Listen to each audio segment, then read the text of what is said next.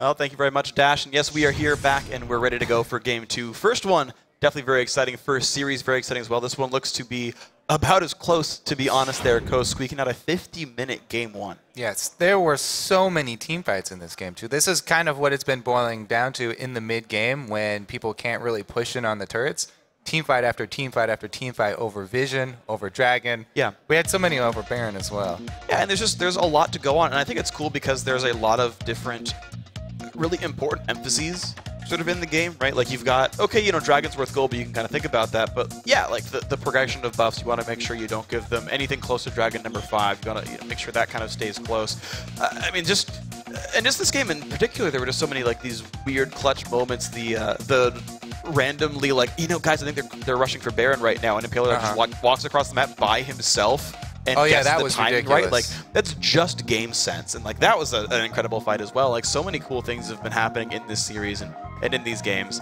And yeah, I think we're going to see more and more as people get used to the new items, right? I feel like we're going to see, I really do think that we're going to see more Banner of Command specifically, just because, and at first I didn't like the fact that it was like, why is it Aegis plus AP? That's like so few champions. But at the end of the day, you wanted an Aegis anyway, and so pick your Nunu. Yeah, it's a Nunu item, dude. I don't know, like, it's interesting because here's another thing I think is weird about the new season is so the Koreans started playing it first, like it's in OGM for the other pro leagues that everyone else kind of watches. So everyone's following the Korean picks because they came first. Like we didn't get to see like NALCS players like here's the good champions. The Koreans go like no, here's the good champions, and then those collide. Because everyone's watching the Koreans being like we're gonna learn from them, and so everyone's just playing the champions that are popular there. Without Who are the unicorns of love watching? Dude, see, the unicorns are doing it right. They know how to really pick champions. They're actually watching Cowcept, so they're watching Korean streams too. They're watching solo queue streams. That's where their inspiration comes from. But I think it is interesting, you know, how the various regions come across what they think to be as popular picks, and then also what comes in mid-season. So Jarvan, again, Impaler thinking that's a really important champion, even though this time around, Lee Sin isn't removed away. Yeah, I mean, Jarvan right now, as we said before, he offers so much utility, and he actually doesn't have as hard of a time in the jungle as people thought he was going to have initially. Plus, I always like to cheese with any sort of champion who can gank at level 2 if you start one buff and then go immediately to put some pressure. We definitely did not see that. We saw the complete opposite, both junglers farming up, but it is always an option. Basically, junglers that are flexible, I think, are really good in this jungle. No, we actually saw the exact opposite for St. Vicious. He farmed up in the jungle, got ganked at level 2. Or before level 2. It was a great steal, and hey, it helped him out a little bit. Maokai again for Hanser. Honestly, he had a great Maokai performance last game. I like going back for that one. But if you Thresh as well, was still very good at that champ. So nothing new for Chris Academy. I was kind of hoping for Hanser to have a damage-oriented champion this time around, but having that main tank is always really strong. And as you said, Thresh, again, going to be a big one. Let's see if they run Blitzcrank back into it. Well, wow. Everything very, very similar here starting out. Yeah, the only big difference being that Coast put a little bit higher priority on Lucian this time around. They picked the same 2 first champions, but Lucian got picked up right away, trying to deny that away from Cop. Still the Corki ban coming through. Maybe Mash wasn't too happy with the way that 2vs1 turned out. Might have been the case. I feel like in general, you're just like, you know what? Okay, well, Lucian's number 2, but number 3 is going to be Ezreal. And I mean, it did work out for me. Yeah, if you're good at 2vs1, Draven is the man to do it. Manly version of that. I don't feel like I'll lock it in, but it is an option. I do like Sivir, though. Yeah, it has actually gained a lot of popularity. I was talking to a bunch of the scrims at teams at IM San Jose, and in a lot of the scrims, Sivir's rising up in popularity. After you take out Lucian and Corki, you talked about the battle for third and you know what kind of AD carries are trying to fill in there. Sivir's a really good option, especially if you do have a main tank like Maokai and you have Pantheon. So this team is going to be great at chasing you down.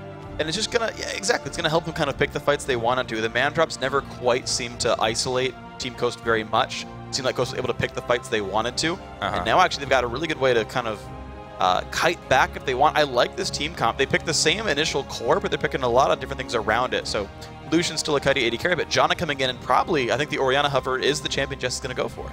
Yeah, Orianna is really safe, and since Keen has counterpick, it's really dangerous to have Keen with counterpick because, as you said, he plays so many different champions. Go with something that you're comfortable being safe on, and if he plays something aggressive, then you'll still be able to get through lane. And so he plays one of the safest mid laners. Haven't seen this guy in a long time. Another special for Jez's. Ziggs coming in, man. This is Jez's playing his normal champion pool, but the Ziggs coming out there. I, again, haven't seen that guy in like 6 months. I think he's a great champion, and look how good this team is at kiting back and playing long range. Yeah.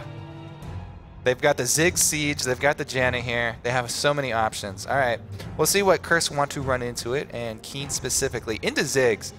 A couple of things that you want to keep in mind. Yes, you know, he has the AoE, and he's going to be able to do a lot of damage to your champions, and he can farm safely. Sometimes, get an assassin. I guess they just wanted to try snowballing here, if they can get him roaming around. Well, it does fit in with the Sivir chase down squad. Yeah, it's true. They've got a whole bunch of great ways to get at the enemy team. You've got to be a little bit concerned about your early laning phase just because Kassadin is super gankable, but that is the pick here. So Keen going to play Kassadin mid lane here up against Ziggs from Jess's. And I gotta see what happens here. Like I'm a little bit surprised to see like a self-sufficient mobile champion with Sivir. Like, I feel like he maximizes synergy by like playing Olafs of the world and things like that, and like the Maokais who just like want to get in a melee range. But yeah, certainly this team is going to be able to chase guys down very effectively.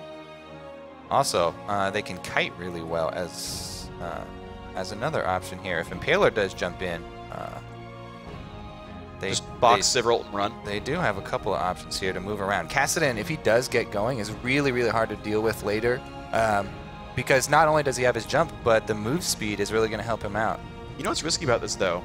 Is this is roughly the shortest range team you could possibly pick in League of Legends and still be part of the meta. It is. Like, I mean, okay, Thresh has more range than, like, Leona, but, like, it's the shortest range AD carry outside of Urgot. They've got to be kind of as a unit. They've got to go in together. The move speed will help them glue that together. Move speed is very good on melee champions specifically. All of that into Janna, though. I know, and that's difficult. Janna's kind of considered anti-melee. Like, she's so good at messing with, like, the Udyrs and Synths of the world. And you're adding more melee to that. It's a bit of a risk. It's true. And we were wondering, you know, these are the top two supports, the Thresh and Janna, pretty much going to be the go-to picks here for both sides. Was Soraka banned again? I don't remember it being banned. I don't think it was this time around. First game it was. Yeah, first game it was banned, but we dropped the Lee Sin ban, and I believe we dropped the Soraka ban as well, and now got the lineups as they are right here. But loading on into the Rift, guys, we're going to get ourselves into Game 2 of this best of 5. You're seeing Coast on your screen right now. These guys are up in game... They won Game 1. See if they can win themselves Game 2 and Game 3 to move on. On the other side of the Rift, though, Curse Academy looking to bounce back in this series. Best of 5. Winner plays Fusion for a spot in the North American LCS. All right, so this time around, let's see if they do decide to try and get that early vision for lane swapping again. Because once again, they do have the Lissandra into Maokai option. Looks like everybody going standard here, though, and defensive wards pop up again. Yeah, I like that ward a lot. Like, you just kind of spot the enemy mid laner, and you just go away. Yeah, it's been really, really common placing those ones. You put it too far forward, you give away 10 gold. Got to be careful. Delaying the trinket drops until almost a minute here for everybody. 155, so everything will, all the jungle camps will be spawned when those expire. It's also worth noting it comes up in time to spot a 3-minute gank, which I guess is much less common now. Like, it's like a 2:20 gank, and then like 4 minutes is like the 2 core timings, but you can still pull off like a 3:30 on a couple champions. Yeah. Pantheon is one of them. To get level 3. I want a level 1 gank. Start shield bash. That's extremely ineffective. Probably. Yeah. I you want to use your smite cooldown. The thing about the level 2 gank, just doing one buff and then going to gank, is you smite, then you go for your gank, and by the time you're done, you know, fighting wherever you ganked, you can go back and you can at least use your smite again to take another camp, even if you got chunked really low. And then you have enough gold to upgrade your jungle items. So it doesn't hurt you that badly. That's why I like those Pantheons and Jarvans. But that's a good point. Both of these guys, you know, have opted out of that. And we do have another lane swap here. Lissandra not going to meet up with Maokai. St. Vicious going to do the double jungle, this time with Bunny. All right. Maokai getting his classic Wraith Camp start, or excuse me, Raptors. It's fine. Yeah, they don't really look like Raptors. I'm going to go with Razor Beaks. Yeah, you're good with that one. And I believe, is that what they're actually called, or are they actually called Raptors? I actually forgot. They definitely look like birds, so I feel like it's Razor Beaks. I want to say Razor Beaks as well. It's probably, you know, I'm one of the guys who said Needly for like 3 years, and everyone hated me for it. Yes. I actually want to make sure I'm correct and annoying people, and not just annoying people and being wrong. So we'll look that up when I get home tonight. But Coast going to go ahead and stay on the bottom side of the jungle, realizing that, well, our opponent's lane swapped on us, and Blue Buff's going to go to Impaler. Yeah, look at the difference, though. We got Mash here just shoving into turret, so they quickly push the lane here for Team Coast, getting some early turret damage, trying to kill off the wave, get another dragon started up here. Ooh. Oh, man, everybody gets hit with the AoE. They need to juggle it from now on, because that was pretty big, and one of the bad things about dragon, early on, it takes a long time to kill. Yeah. But also, if you take a couple hits like that, having to return to base after this early dragon, you're so far down in experience. Chris still going to be level 1, and he'll be very vulnerable going into something like this. Hanser already level 2 here. Let's see what they can do. Maybe they'll shove this turret really quickly because, as we said, Mash already quickly shoved the first wave. Honestly, pretty good stuff then. So really, their 2 key farming members still got to stay in lane for all that from Team Coast. Like Jessa didn't leave and Mash didn't leave. The other guys don't really get a lot of income anyway, so, you know, fairly low opportunity cost dragon here. The exception being that at least Bunny gets to share XP with Cop. Yeah, the only thing is there was more experience going over to Curse Academy because they were taking jungle camps, which provide way more experience than taking that dragon. That's also, you can take them a lot quicker. So, if the difference does actually matter something, it's going to be that level discrepancy here. And Hanser right now sitting at level 3, St. Vicious 3 as well. Those guys are a bit bigger, but Coast going to group up now with their level 2s, and they're going to go for the early turret pickup. So now, not only did they get first dragon, they got first turret kill as well, so a bunch of gold going to this team. All right, we'll see what they can actually buy with this gold. Early move here from Curse Academy as well towards the mid lane. Once again, I really like how Jez's plays these lane swaps. He always plays really safe. He's on Zig, so he has an escape that he doesn't have to use a summoner spell. And he sort of draws over so much attention from Curse Academy. Once again, they use up a lot of time mid. Now he's got flashed on, though. Flash slow lander comes out just to make sure something's okay. Jez's will flash away, gets stunned by St. Vicious anyway. Doesn't get the hit off. Flash hook's gonna land. He predicts the juke as well. Jez's will be going down. First blood comes in. So that's 1, 2, 3 summoner spells burned.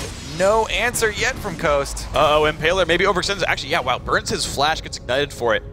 That's a good trade there for Curse Academy. They expend a lot of flashes getting the kill, but they get one back there too. So first blood, definitely worth it.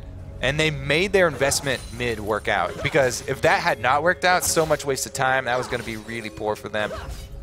This whole time, though, of course, both AD carries were farming contently. Cop, because he froze his lane, is going to be able to stay up there, and we will see what Mash can do. He's gone back and got that pickaxe, so he'll try and shove it into the turret to get it to bounce back. The interesting thing, though, is, again, Dragon's not worth very much gold, or really any in this case for him. And he actually bought Boots of Speed. So he actually spent 1,200 gold in that back. So Cop's not far away from being able to buy BF Sword in his recall. So, yeah, the Dragon's not worth gold, but it is instant combat power for him. Yeah, he's getting about 10 attack damage from the buff itself, so he's actually going to be close to parity if he does face a BF Sword. Yeah. Let's see if this pans out there. Cop about 3 waves away from being able to afford that item, depending on how well he last hits here. This is going to be a small item deficit for him because he hasn't backed yet. Now, interesting choice here by Impaler to go up top. It leaves Chris to just kind of deal with the consequences of what happened down bottom. It's going to be Hanser, that level 5 Hanser with a giant minion wave. Hanser plays defensively because he has no vision. Up top, Impaler's not able to get anything. And the jungler shows, so that means that Hanser can now shove this wave all the way into the turret. And feel safe about it, exactly. Now, it was a flash lost by Cop, so at least there's some kind of gain here. And in fact, with Cop Force Recall, it's a lot of turret damage up here with a new wave coming in soon. Upcome reinforcements. Saint able to use the early Razor Beak Smite to find a ward.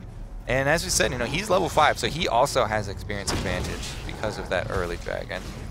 Maybe that will show itself in the terms of first Pantheon gank, first ultimate might be targeted up top, where the duo is. Question is, how well can Sheep predict the landing with the tornado? Because you can actually completely stuff that stun and get far enough away from the knockup that nothing happens to you. And if Sheep can make the plays, it's a good place for him. Kian, good early damage there, and heck, with the mana, the magic damage shield doesn't even take any counterattack damage. Yeah, true to form. Jez is able to just farm very safely with Ziggs. Kassadin, though, going even here. Pretty strong for him. We'll see if he's able to get rolling, because that will be a big part of this team comp. Ooh, Haunts are able to find Sheep trying to go for a ward, and Saint does not have flash. Only level 4, gets the 3-man knockup, but Kian can't get across the wall there, so nothing picked up there. And all is well. Well, they got one flash there. I guess Janna flashes something. Yeah. 4.5 minute cooldown, fairly important. But Jess is forced to play so incredibly far back. No summoner spells at all. His heal's still down, his flash is still down. He's now actually getting out CS by the Kassadin. Gonna look for the buff steal though. Oh, he's gonna get it. Jess is from downtown. Straight blind too. Oh no, he has a ward there. Okay. I thought that was more impressive than it was, but still impressive. Still really hard to time that. Awesome, awesome stuff done right there. Then St. Vicious loses his third buff to the enemy team so far this series. Ouch. All right, so let's see here. Now that he's taking the extra blue, that's going to be pretty big for Team Coast. We'll see if he can actually capitalize on that in terms of mid control, because now he's going to be able to spam out bombs towards this Kassadin. It'd be a huge point for Impaler to work off if Jesus can actually take control. It's actually incredible to me how well the laning has been, though, from Curse Academy, because Coast got a free, not free, but they got the dragon. And the turret. Chris now in a bad spot. Claude not going to mean much. Saint takes him down. Great gank top lane. Yep, level 6 very, very quickly there for that Pantheon. Jarvan's still working on his. One kill did show top, but Dragon still takes fairly long to complete. They might be able to get in there and contest. Looks like Thresh working around to try and get vision at least. Yeah, their bot lane's there. They've got teleport and Saints running down. That blue Ziggs, though. So much zone control around Dragon. Oh, teleport really short window. Are they going to rush this down or not? 1,200 health. Saints coming down in a second, though. Can they burst it? 600 health. The spike comes in time. 2 dragons, but now Coast going to lose a lot of members. It's going to be a, looks like 2 for 0. Jess is going to make that 3 if Cop can land the shots. Flash comes in from Kassadin. He's still not dead, but the Rift locks up in a second. They want to give that kill to Kassadin anyway to try and get him rolling. 1 kill, 3 assists here for Keen. That should be enough to complete a Rod of Beasts. Wow, so now 5 kills to nothing for Curse Academy. All Coast has is objective control, but the gold is bleeding away. Yeah, and look at the ridiculous ward coverage they got as well. All Curse Academy invading on that red side. It's completely warded. They're going to take down a turret on the back of it. Huge gold lead, 5 kills. This is going to be a massive, massive amount of control. They're going to have to use it, though, to rotate up and get the last remaining outer turrets. Not go for those ridiculous dives, because, as you said, really short-ranged here. So it's hard for Curse Academy to actually take turrets. We'll see if they can pick somebody off moving through that jungle that they just warded, instead of just sieging up straight at a turret. All right, so here's the hook onto Jez's. Buys them some time. Impaler's able to get off the smite before he dies here, but as you saw, they're able to clean up pretty quickly. Yeah, remember Sheep lost his flash from about 2 minutes ago when he got caught in the lower jungle. He would have lived too if it weren't for that. So the summoner spell burn ended up paying off. Ooh. Cop thought about going for finishing off the kill, but they give it to Keen. And he does complete the Rod of Ages. That is huge for them. 11-minute Rod on this Kassadin. Wow. Yeah, he's going to be doing quite well for himself here. Jess does want the Athene because he wants the magic resist, thanks to the plenty of magic damage against him in the matchup and in the enemy team, but still uphill road for him. He's pretty far behind in gold. I mean, 75 minions in 11 minutes as Ziggs, it's a pretty low score. He is definitely going to continue to be on the defensive. They've actually called up Janna here to help support the turret. Keen, with the blue buff on top of Rod of Ages completed, has no fear. You can see he's playing really far up in the lane here. Haunter down bottom does not have teleport, by the way, so Chris does have the advantage there. Haunter can't stop him. Problem is Chris is just so far under-farmed, and in fact, Haunter's getting a different item going in here. He's actually going for the Righteous Glory. I'm excited about that one. So new build, they really, really want to hard engage. He changes his build based on the team comp. I like it. Yeah, nice change in the build there, but as you said, you know, the difference in experience. This is, again, the early Dragon. It's such an investment. It doesn't seem like it's that big of a deal, but being down in levels is really, really difficult. Top laner like that, and he's also down in CS, so it's really, you know, it just kind of piles on and snowballs into a huge, huge problem. Now the whole team can go to that point where they know they have the advantage down here. Chris is vulnerable.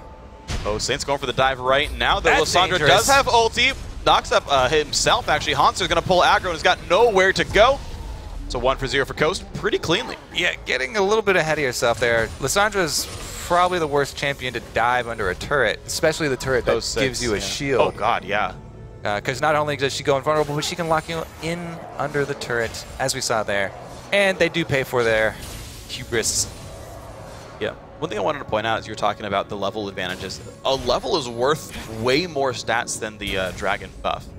Like the 8% like AP AD until very, very late game, you just get more attack damage by being a higher level. And your abilities do way more damage by leveling up them than 8% of your ability power is going to.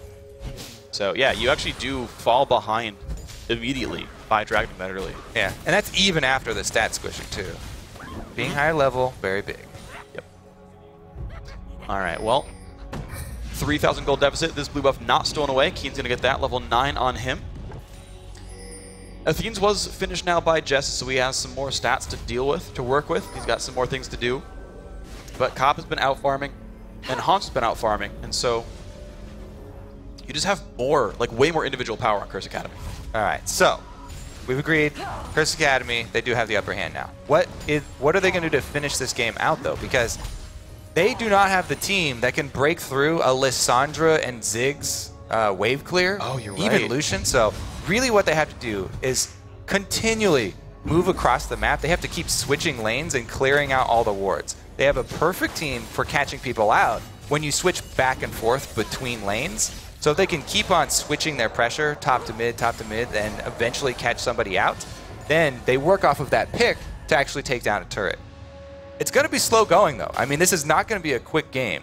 They really have to take advantage of the map movement here and the advantage in mobility that they do have.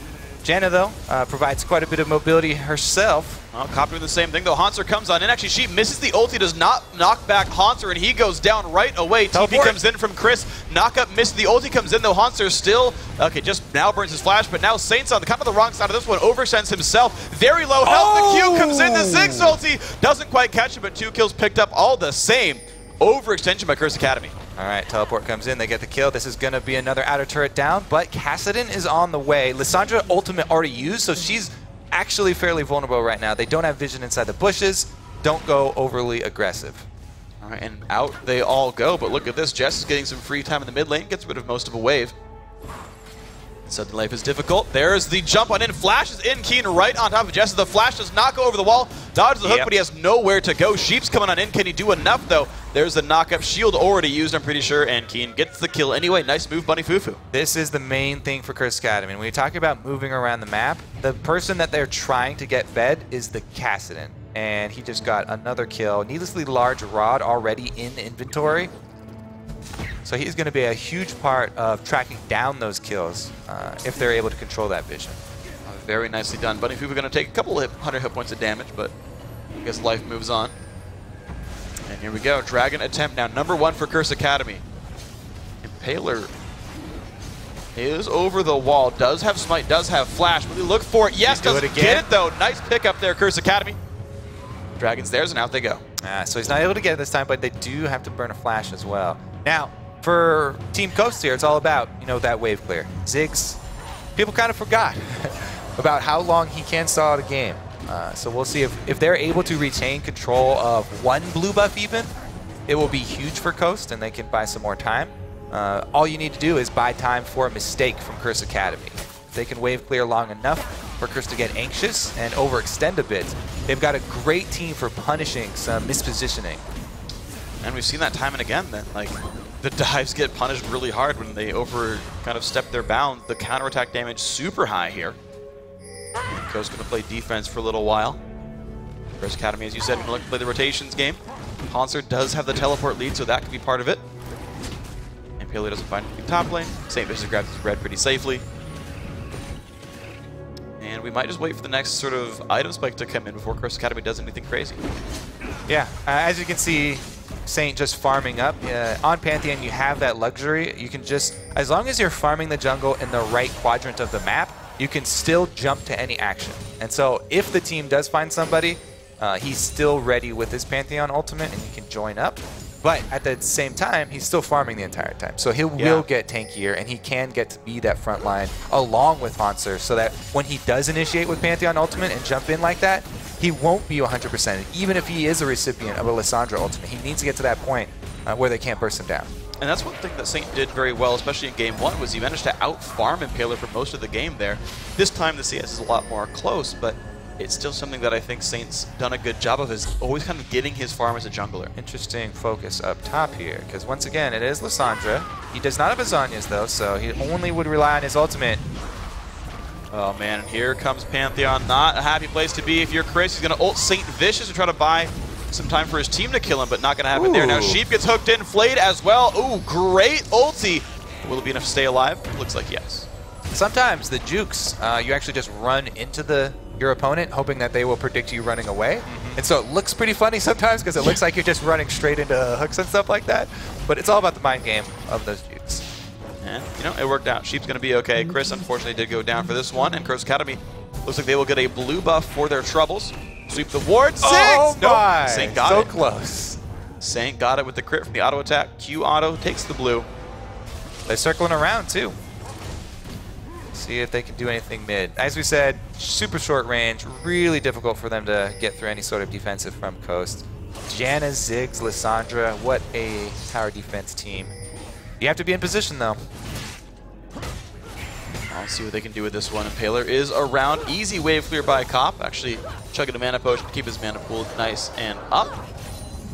Really underrated buying mana potions for AD carries. The other thing, actually, there were, I guess it changed in 421, but in 420, some junglers like Fiddlesticks, a lot of top Fiddlesticks guys were actually skipping the jungle item, and you just buy a couple mana potions all game long. And it's actually extremely efficient, because jumping up to the early Zhonya's was really important. I can see that. Other than that, mostly AD carries. Ziggs got a couple mana potions himself. Cop with a very, very quick use of defensive abilities here. Yeah. Gonna use his ult to run. And you saw Chris also realize, like, my opponent's gonna spell shield this. Didn't ult, he just burned his Q. Yeah. And was like, alright, yep, your reflexes are good enough. I tested that. Not gonna try for that one at all. Small win. Get the ultimate cooldown as well. Yeah, it's a good one there. Now, the interesting thing is, again, the Curse Academy team is so short-ranged, and you're running into Lissandra and Jarvan and Ziggs.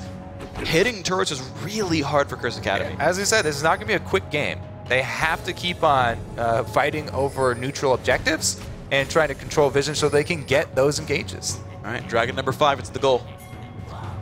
They've got one. Well, Baron is also live. You can see the early importance there already, even at just 20 minutes, putting a bunch of wards up there just because they're so afraid. This team is pretty good at it. Again, the auto crits from Pantheon, anything below 1/5, I believe it is. Below 20% health, you get the auto crits. Sivir, just generally decent DPS as an AD carry. I think it's 15%. 15%, okay. I remember when we were first making Pantheon, there was a lot of feedback in internal playtests that last hitting was too easy on the champion because of the auto crits. Oh, yeah. The thing is, doing the math, you almost could never kill anything but a cannon minion from an auto crit that wouldn't have died anyway. So it was just teaching people to last hit. Because it's like, oh yeah, hit things when you load to get the crit, which conveniently is also the last hit for you, but like, and then there's Zed. And then there's Zed, where it's like really free. Or you support players with Targon's Brace. Oh yeah, 400 health window. Oh, you like that new change? I think it's good. Thresh players still have to be skillful though, so them I respect. So Bunny gets her respect. Yep. Sheep doesn't hit enemy champions. Like whatever, that's easy. Yeah, I mean you can see here. All they're doing is trying to move from one lane to another. They're trying to pull Coast into a vulnerable position, but if they can't do it, ooh, Hanser actually is the one in a vulnerable spot. He gets caught out. He's surrounded. Mid alone flashes away, is going to stay safe, but there's 3 guys bot lane able to push, but they're not going to go for it. Maybe they were afraid of Baron going down, but bot lane is available to Curse Academy right now. I mean, Dragon's up in 10, so this is basically a Curse Academy Dragon. It's just theirs for the taking. Saint can solo that easily without taking any damage. It leaves the rest of Curse Academy to try and run them off this Baron. A lot of pings down onto the Baron because they know this Dragon's coming up and they want to trade for it. Oh! Impaler versus E. Miss! That could actually cost them. I don't think they can even continue doing this now. A huge amount of damage taken from the AD and support. Well, I mean, they have that vision control, but man. All right, so it doesn't cost them because Curse Academy have no idea But Yeah. he Wow. did look silly doing it. Coast looks like they're going to be okay. Impaler losing a bunch of health, but I think they're going to make it just in time. Mash goes into tank it. Good Early guy, smite, Mash. but he gets it. Now it's a pretty good trade-off right there. They invest a whole bunch of money into controlling the Baron because they know we cannot fight over these neutral objectives. And and Curse Academy just like clockwork are going to go back to this dragon over and over. So they say, okay, our only one chance is to try and trade an objective, and the one secret objective besides dragon that they could go for, taking the Baron, it definitely paid off, and a really smart move by Coast there, taking advantage of the predictability of Curse Academy. And look at this. Look how bad Cop's wave clear is against these minions, trying to knock them down with Ricochet when those melees are just so durable against it. And again, that's the only range chambers they have. But Cop is the only wave clear in this team. A dedicated siege is going to be really hard for Curse Academy to hold. Yeah. Maokai can do his best, but it's going to be a lot on Cop, and he does not have Static Shiv completed. He might try and turn that Zeal into a Static Shiv just because of the sneaky Baron here from Coast. Yeah, I mean, Shiv's the right choice, I think, on Sivir anyway, but definitely, Oh yeah, like, no Phantom Dancer for her. I just think it's more, like, She does move very quickly. yeah, like, generally speaking, if you're able to move between attacks more, like, Shiv tends to be a little more valuable, and it just complements her, or it supplements, I should say, her general kit in the first place. Just AoEing things down. Do you like Phantom Dancer on anybody? Yes, I Over really, Shiv? really like it on, like, Tristana, Caitlyn, like, anyone who's, like, super auto-attack focused, and just kind of sits there being a turret. Because actually, the extra 10 attack speed and 10 crit is worth actually a lot, like way more than the lightning, and so it's actually it's like the optimal DPS. I mean, it's really efficient. Yeah, it's super efficient for 200 more gold. So, yeah. Just checking, making sure that dragon is gone. All right, so they got one turret with this Baron buff. And it still lasts 4 minutes in this patch. They got plenty of time. Yeah, and Baron does still give gold, so Yeah, 1,500 total, right? much more than the dragon. 25. Yeah, little bit Gold. of a discrepancy right there. Like a 90-to-1 ratio or something. Still pretty deep in the hole, though. So Curse Academy just going to try and wait out that Baron. Hopefully, they're going to try and not give up any more objectives. But as you said, really strong, empowered cannon minions coming through. And there's the Sag Shiv coming in for Cop, so that will help out quite a bit. Yeah, it's definitely a pretty big deal. Also, the fact that Keen is still able to split push pretty effectively. Now, to keep in mind, Chris does have teleport, but I believe Kassadin Q will interrupt the teleport channel. I think it interrupts channels. That's the one thing they kept. It's the same thing with like LeBlanc. He's LeBlanc Q. not able to silence anymore, but hey, it'll interrupt channels. Okay, yeah, so Chris can't freely teleport away from this, otherwise it would have been a nice TP advantage. So instead, it's actually kind of required to be a 4v4, as long as Keen keeps his Q cooldown in mind. I'm just still surprised that they're kind of allowing Cop to wave clear here, and the team doesn't want to play aggressively. I suppose they don't think the stats they're getting from Baron are enough to overcome the gold deficit. I mean, it still gives that attack power and attack damage, so... At this point, it's like only 22 AD and AP, because it's a very early Baron buff, Yeah. so... It's still worth like 400 to 800 gold a person, though. All right, so from the passive play here of Coast, this is going to be a fairly extended game. I do like that early trade, though. I mean, the one thing they can count on is Curse Academy constantly going for these dragons on spawn, and they made basically the one window really count there to keep them in this game. And once again, it is about waiting for this short-range team to make that mistake. Yep. You know, eventually somebody gets a little antsy because you feel like True. you're in control of the game and you want to take advantage. And if you step too deep, especially under secondary turrets, the game can easily turn around really fast. And keep in mind, all they gave away was Dragon number 2. Yeah. Chris gotta be, I mean, 4 minion damage is nice, but they already had Dragon 1. It's not Dragon 3 number yet. Those are the ones that really give combat stats for champion versus champion combat. So it was kind of like a safe dragon to give away. Number 3, though, would be really scary to give more move speed to already the rotation heavy, melee heavy team. Yeah, that's like the most important dragon for that team. Good vision control, though, so maybe Coast can make a play on top side. I really like this establishing a lot of wards around top side before making the play. Now they've invested everybody up there.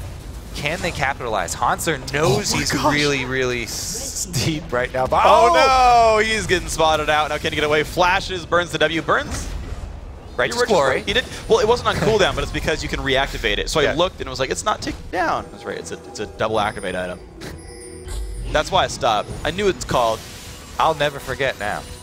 Yeah, I heard your conversation about that at IAM. It's not Kale's E. They snuck another turret here. So Coast, though, they're slowly chipping away, getting a couple more turrets down for the team. Still, Ziggs, the turret defender. Also, how long Cop had to hit his that outer thing. up. Yeah, it's still pretty dangerous for these guys. And of course, keep in mind, if John is ever there to defend the turrets, they die even slower. And here's the engage. They want this bot lane one more time. Mash very alone right now. Good flash, but Keen's still there. The flash engage. Saints got him. That's a 1 for 0. All right, they make a move around the map. They take the kill bottom. Coast is going to try and answer at mid, though. Shove this turret hard. This is the wave clear champion for Curse Academy, though. Cop rips through the minion line, and they have to abort mission. Dragon's now in 5 seconds. Ulti pop by Cop. They want this. Wow, actually managed to haste through the minefield. Nice Ziggs. Flash Satchel Jesses. right there. All right. Satchel's back the Maokai, so he cannot Twisted Advance. Yeah. Mid turret gets cleaned up, though, and Dragon should be cleaned up shortly thereafter here for Curse Academy. That would be the 3rd Dragon if they're able to finish this one. Impaler would have to steal it again. And this time, well, he does have Flash, so yeah, he can go for the exact same move he did last time. No ward behind Dragon. Oh, the bomb did extra damage to it. There's not going to be time. Yeah, not going to get that one in time. Unfortunate there. Jess is trying to help, doesn't quite do it. So Dragon number 3 goes over to Curse Academy. They are now heavily in control. They grab the Scuttler for fun. Cop's just going to run fast instead of recall.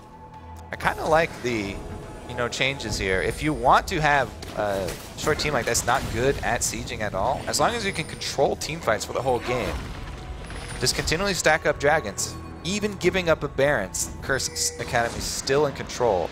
Yeah, an eventual Baron will give you siege. It gives you like literal siege minions. Oh, they go the other way and they look for Bunny Fufu. Down he goes. Fight starts. 4v5. Sheep in the middle of it all. Gets a nice route there from Chris, but the tank line quite durable from Curse Academy. It's going to force Coast back actually off this one. So they got 1 kill, but they can't really push anything in right now. Baron is Top up. lane's got a good wave, but they don't go for it. So they can actually buff up the vision that they have around this side, but that's about it. Curse Academy is going to have a hard time clearing out all those wards, though. Saints going to need to smite the... What do we settle on? The Razor Beaks? Yeah. I think. Now, good red buff on Cop. That's cool. Is it? I love it on tanks now, that it regenerates health. Oh, yeah, 1% Oh, man. per 5. If I was Hanser, I'd be all over that red buff. I just still feel like the slow is just so darn useful. It's like a lot of damage, and like range champions have really high uptime on it. Yeah. I don't fault you. I'm a melee player. Yeah, if you were going to take my red buff, I'd let you, but that's only because I like you, not because I think you're right. Thank you so much. I don't know. You actually might be right about this one. I don't really know. Well, I guess you'd have to do the math here and see exactly how much health Hanser is regenerating, because it is ridiculous. You get a full 1%. He's probably getting about 4 to 6 health per second. All right, again, everybody's back alive. Bunny's back on his feet. Everybody groups up once again. They're trying to clear out the vision, and a really aggressive initiation here. Oh, what are they going to go in for this one? There's the ulti popped in by Chris, and Hanser just kind of holding up the front line. There's a top laner, not quite traded. Hanser survives this one. Saint Vicious blocking the culling to keep his homie alive. Nicely done there. Keen on the side still. He's threatening Mash, so keeping that very low mana AD carry back means that they cannot chase him down. They clear a minion line. They trade a 1 for 0, and no objective gains really created here. Much lower kill game. A lot of action, just people don't quite die. Yeah, really tough. Coming away with 1 kill. Counter push mid here from Coast. They can get an objective. Oh, wow. Nicely done. Yeah. Cassidy can close in here, though. All right, Sheep low on health. Hanser with a nice teleport as well. He's going to cut them off. They have to go far right. Coast realized this. They still run fast. The thing is that John move speed is matching what Dragon gives Hanser. I think Jess is like, has to stay in the radius. Yeah, you have to stay close enough, though. Sheep leaving him out to dry. There we go. Turns back. So they're able to escape, but now the counter push. Every time you chase somebody off, get them low. They have to recall. Curse Academy take control of mid lane. They're the ones with the short range, though. Be difficult for them to try and actually chip away at the turret. So instead, go for ward coverage. The never-ending battle of wards up on the top side by Baron. Bunny Fufu doing his darndest. Once again, stacking up these lockets here for Curse Academy. And they really like getting more than one of them here. This time only 2, though. 2 is not that bad. I think it's acceptable, yeah. And none of them are new. Although, actually, you could totally get away with buying Banner of Command and Hanser. I actually, AP tank. yeah, one of those being Banner would actually be pretty good because they have a hard time sieging. Yeah. So that would help out. They would not die to Ziggs. It would only be Lucian who could even deal meaningful damage to it. And when you get Baron, like, stuff gonna die. Well, Curse Academy not doing that just yet to aid their sieging, but could be an option for them. I feel like we're missing something because they did it again. I feel like there's a bug or something that it doesn't overlap. I mean, it's definitely a unique passive aura. I know the shield is only worth half value the second time around, it's like with Summoner Heal. It's reduced 50% unless something changed. I mean, it's 190 point shield, so you get like 300 health shield this way, and it can make people like survive, like the Lissandra Ziggs. And it still will double stack on the people holding the item, right? Right. All right, so both the main tanks still get double the magic resistance. Yeah, basically Aegis 1 is worth 5 Aegises. Aegis 2 is worth 2 Aegises. Yeah. That's 40% value, but hey, not horrible. And there we go. Another ward goes down. Curse Academy have reclaimed vision control over this. Coast has to be a bit careful. This is the situation that you want with this team. They're all about jumping through Fog of War. Sheep, why would you face check that? Down he goes. Well, they just leave you with so few options. Control all of the vision. That's a better option, actually. Flag. They're not gonna kill Flag you. over the There's wall your on option a tank. right there. One of those things, but not going to happen here. So, Curse Academy now in control. Ziggs ulti comes down. Jess is forced away, though. Keen zoning out the team by himself, but the re-engage comes in. They found Chris. Chris ults himself, but he's going to go down. Jess is as well in the flash engage. Saint Vish is going to look for Mash here. Takes a whole bunch of damage, though. So far, a 3 for nothing. Saint on the rebound, though. Can he drop down? Mash does land the auto attack. 3 for 1 make it. Coast back off, so does Curse Academy. They pretty much just illustrated what we've been talking about, though. How this is the team that wants to control the map and make plays off of that rather than trying to siege up the turrets. They immediately don't hesitate to jump off of Baron. They're all just about getting those Fog of War picks, and they clean up a couple more kills. Move down to Dragon because number five gets closer and closer. Yeah. Hey, I changed it. No, you got it. No, you're right. Number 5 gets closer. Number 4 is on the way to that number. Unless you count backwards. Ooh, taking a couple hits from Dragon here, though. They are getting chunked pretty low. Impaler in the area, so this is his to smite. Saint Vish is still dead with no ultimate. Wouldn't even be able to get there.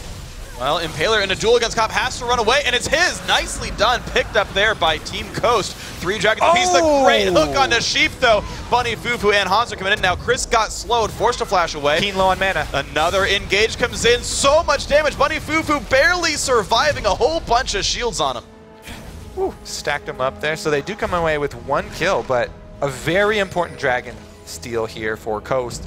And they're actually tied up now. So it's 3-3 on those Dragons. Wow, this is an incredibly close game, just like over in Game 1. These guys keep trading objectives, and advantages back and forth. Really good by Coast that they're able to force them back and get them back in on sort of regroup around Dragon to pick it up. And so now, does Coast feel like they're more powerful now? Do they feel like they can actually take fights on their own terms without stabbing people at Dragon? Doesn't quite look like it. I mean, they do have really important Void Staffs that they got really early on both their double AP carries. But it's still going to be very hard to fight in the open terrain here. St. Vicious gets picked, so that's a good way for them to start out. Nice little knockouts, but he's still got half health right here, and it's going to be Impaler getting dropped down by a Cop. Chris does jump away.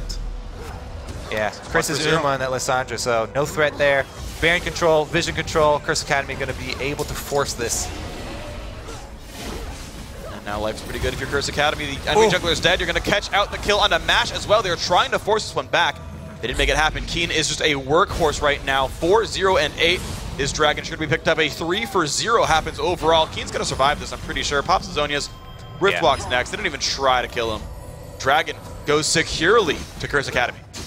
And Baron too. So now, Dragon, they can siege up. That's what I meant to say. You weren't wrong.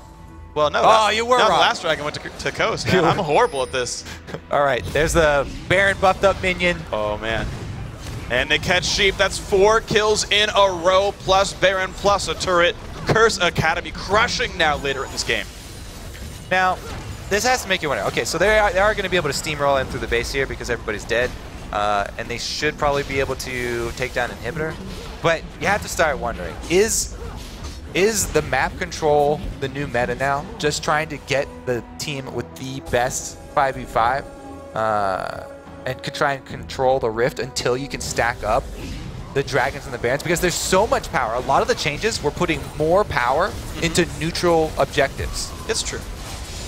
The change live, though, is that turrets are worth more money. Right. So on 421, you get more gold to work with if you are a team that's oriented on taking down the buildings. Right. So some more advantage towards the sieges there. Right, exactly. I think my answer to you is twofold. So one, the metagame, which is literally what everyone else is doing, is map control, right?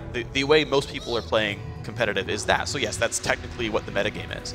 Now that said, I think that it's only that way because that's what, this sounds stupid, but it's what people are choosing to play, right? They're choosing to buy a lot of wards, to buy sweepers, to play the vision game. That said, if instead of Locket you went for, you know, second item Banner of Command, if you played the Caitlyn's of the world, right, the things that I guess we just haven't seen anyone try it really. Right, yeah, you go Banner of Command, Elixir of Ruin, like you push it 20 minutes with double Triforce, like that's gonna destroy the team with 2 dragons. Yeah, I have actually done a couple games, Nunu and Heimerdinger together, you know, with a team that does have stuff like that, like Caitlyn and Jen and stuff. And you know, if you have Azir, this is one of the teams I really want to see go up against a team like Curse Academy are rolling with right now.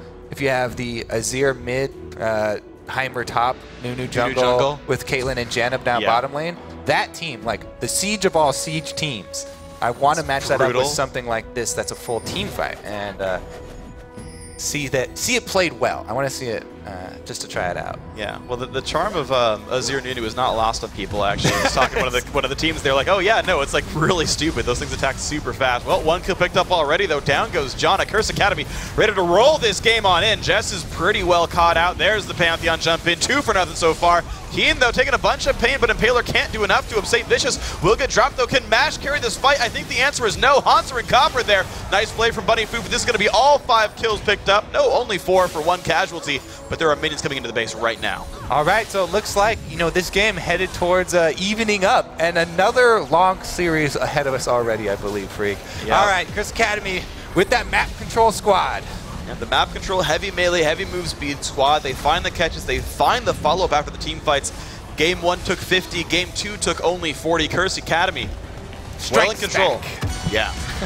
1-1 now in the best of 5. Both these teams know, like, they want to stay in control of this series. Obviously, the way to get in the LCS is by winning, but also knowing that if you lose, you still have that really tough road ahead. Yeah, going into the Challenger Series, you can get into the summer split of the LCS, and you can technically still, you know, you'll still be in time for qualifying for Worlds, and that's really the end goal for everybody. So that's true. Not all is lost after this. I have to say, though, very convincing Game 2 here from Curse Academy. Straightforward strategy, executed fairly well. Liquid said that his was that he thought that it was a lot of nerves there for the first game, and it looked like they cleaned up a lot of the play. I think so, yeah. Honestly, Curse Academy looked pretty good. I wasn't necessarily sold on the team comp initially because I felt like it was pretty risky, had like poor ways of coming back in for like a losing game. But you saw that they played the comp properly. And the thing is, when we watched like old Curse, like Curse the sort of prime squad back in LCS, they like I would see them play poke comps and then like get themselves stuck in a Baron pit and then like get engaged on and die. And they would like play their comp completely the wrong way. Curse Academy here never, ever, ever tried to just like siege a turret. They knew flat out, like, we're never going to go for this one. Cop wave cleared and then backed out every time. I mean, well, even if you try, you're just like, this is not really working out very well. I can't actually hit the turret. Right. So eventually you're going to fall back into this play pattern. This is like a really simple strategy to go with. Yep. But, I mean, you know, good on them to be slow about it. And, hey, they made a bunch of right choices. Well played, Curse Academy. Guys, of course, to keep the content going, we do have an interview with Dash on stage, so take it away. Thank you, Freak. I'm standing here with Michael Slan, who's the COO of Team Coast. Another long, tough game, and unfortunately a loss there, evening up the series 1-1. Real quick, I want to get your impressions on the way the team played and how they're doing overall in the series.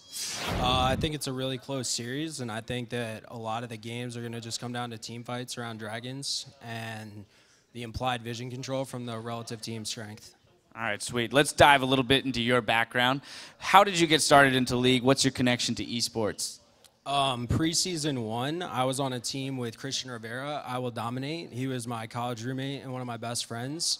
I quit the game and I went and moved to Las Vegas to pursue professional poker. Sweet. So what was it then that brought you back to League of Legends to join the competitive scene? Brandon is kind of like my little brother, and he's been around me and Christian like forever, and he needed a place to stay that wasn't Toronto with 120 ping, so I let him stay in my apartment in Las Vegas on the Strip. Well, there you have it, friendship developing into a full-blown esports team. Now, obviously, that means then that you had Mash and Sheep on the roster at the beginning of creating this team, but beyond that, what was the process of finding the other 3 members of the team? I try to evaluate the free agents that I see, and I try to put together a team that stylistically meshes and that can win. All right, that sounds simple enough, right? Now I want to dive into the support staff, because we don't too often hear about how a team or an owner as yourself finds the managers, the coaches, the the analysts, things like that. So, what are the traits you look for in those roles, and how do you go about finding them? Mostly, I would say the biggest, most important thing for a supporting role is reliability and consistency, and also having a large fan base, which helps us to acquire sponsors. Fantastic. Another big change-up we saw to the roster is that you went outside of the NA region to bring in Jezzes and Impaler. So, what were the reasonings behind extending your reach outside of NA and over to EU? At the times that we were changing our roster, almost, in my opinion, the strongest talent in NA was already signed to teams and rosters, and I don't poach. So when you can't find people within your own region, you have to look to other regions for the best talent. And do you feel as well that bringing in guys from other regions can kind of help level up, say, the ingenuity and like the ability of a team to perform outside of maybe the confines of the meta, as Freak was saying earlier, of the NA region? I think it brings a level of seriousness and a level of professionalism. All right. Now, you as an owner, as manager of the the organization and the team itself, what are the challenges that you have faced, from the beginning, growing an organization? Well, we definitely hit a low spot when we got relegated to complexity. We didn't expect that, and we felt that we had a way stronger roster than them, and it was a big surprise to get relegated. But within the week, I had created us a new roster that I felt could compete. And beyond just finding players, what else is, again, as an owner, the struggles of securing sponsorships and things like that? It's a really interesting piece of the industry that we don't get to have insight into very often. There's a lot of people that I have to thank, especially for helping me to build the team. Specifically, Mike at Azubu. He has been a great influence to our team and helped us. Joey at Cyberpower. He's provided us over 10 computers, and he's been a great guy and a great influence to us. Kevin Gao at Law Class. A lot of people don't talk about him, and there's been some bad press lately about it, but to be honest, they have a great website, and they've sponsored tons of teams, and they've helped develop our league. And lastly, I'm looking at Scott Ball at Razor, and I'm hoping that maybe he can hook us up. All right, I love it. Well, definitely fun to watch your organization grow. They're doing quite well today. I'm going to wish them the best of luck in the rest of their series. Thank you for your time here up on the stage. We're going to send it back over to Freak and Kobe at the desk to get us into Game 3.